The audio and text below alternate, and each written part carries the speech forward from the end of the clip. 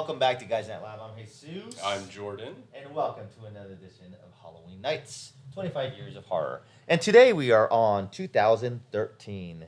And in 2013 came one of the most, not infamous, but a really popular movie that's still popular to this day with sequels and everything. And that movie is called The Conjuring. It's a great movie. Oh, the best. Conjuring stars Patrick Wilson and Vera Farmiga. Or sorry, yeah, that's your last name, Farmiga. And they're Ed and Lorraine Warren, who are supernatural, not occultists, but they demonologists and stuff like that. And so they kind of exercise houses and stuff like that. They're both passed away, I think, at this point.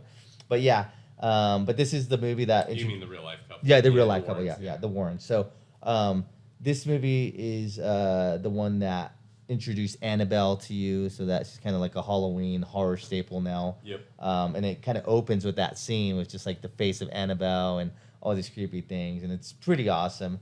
The movie revolves around this family, Ron Livingston, and... Got a meeting with the Bobs later. Yeah, exactly. Yeah, and Lily Taylor. Their parents, and I think they have like 4 or 5 girls, and they live kind of in like this old, not abandoned, but kind of just like... They're moving into this. Yeah, they're moving into this new house, but it's kind of like in the boonies, and they don't have like real neighbors. It's just kind of like a lot of land and everything.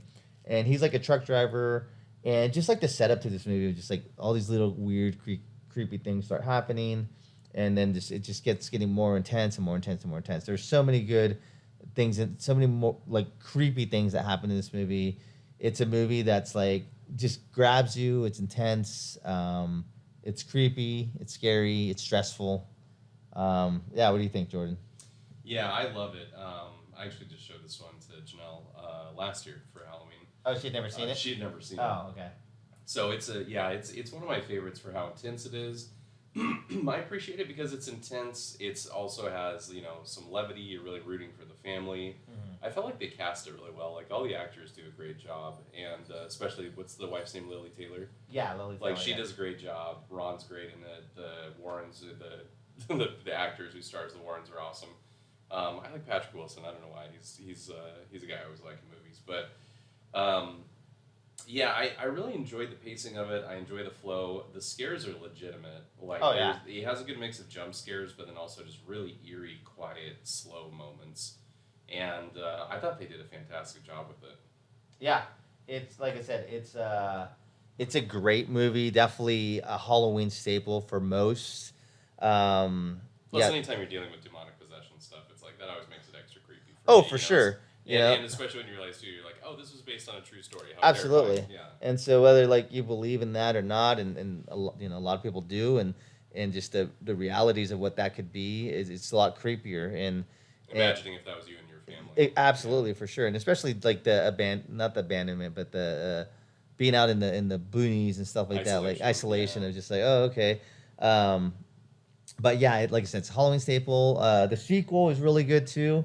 They've made 4. It was the sequel. That one introduced the Nun, and then there's I think the Devil Made Me Do It, and then one's out in theater right now, The Last Rites. The part 3 and 4 are okay. They're not as good as the first and second one, and there's a lot of spin-offs too. There's like the Annabelle Comes Home. There's another one where like I don't know, I forget what it's called, but like Ed and Lorraine Warren are in it for like maybe like 10 minutes, and like a babysitter's in like the artifact room with all like the possessed artifacts or stuff. Oh, we watched that one. Yeah. Last year, right? Was it? I don't know if it was an Annabelle movie or not. I don't remember what it was but called. Yeah, but that, I mean, so there's like spin-offs on the Conjuring series, so those are great. But yeah, definitely check out The Conjuring. The honorable mentions for 2013 are Evil Dead. This one was kind of a remake, right? It was supposed to be a remake. It wasn't a sequel or prequel or reboot, but more of a reboot, I guess you could say. Yeah. Yeah, definitely some cool spots in it. It's disturbing, very gory, very... They took a much more serious approach to it. Yeah. So it was supposed to be more like the first Evil Dead, but the first Evil Dead, they're all college kids and they didn't know what they were doing. Yeah. There was like a lot of slapstick and weird stuff and everything over the top. This one's really dark. Oh, yeah. And very disturbing, like needles slowly going in eyeballs. Oh, that's right, like, yeah. Or glass or whatever. It's like there's just really disturbing stuff like this where when they get possessed, hurting themselves, trying to Yeah. kill each other, stuff like that. But again, it's same story, isolated cabin in the woods type thing. There's a great chainsaw scene at the end. Yeah. Again, it's really genuinely disturbing and creepy. It's not. There's no levity in it, which I don't like because I love that about Evil Dead 2. Yeah, like I said, it was pretty good. I think they could have done way better.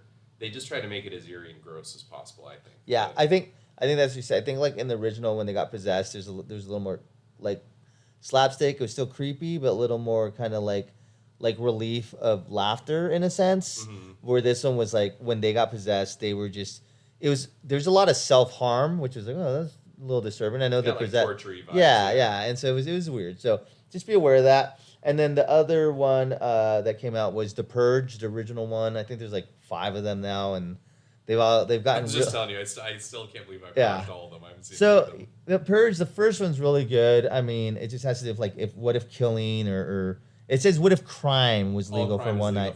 Yeah. And it just focuses on like killing. I'm like, well, I would be like just robbing a bank, dude. Like I don't know why there's no Purge spinoffs on like, a bank heist going on while everyone's killing each other. That's a good point. Like, because that'd be a fun movie. But like most of the movies that they've gotten pretty political and pretty stuff like that, which is kind of like turned off the idea of a fun idea of like just if all murder was legal and all crime was legal. Like that's a fun idea of just like kind of I think it's a great idea. The psychology of people and humanistic behavior.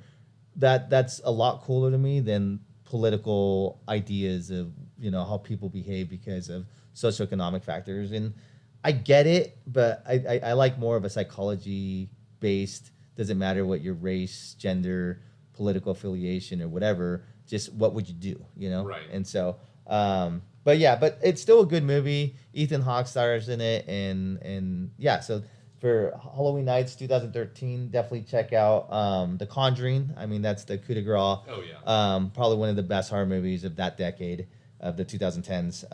And then Evil Dead remake and The Purge. So, all right. I'm Jesus. I'm Jordan. And we'll catch you in the next one. Happy Halloween. Peace.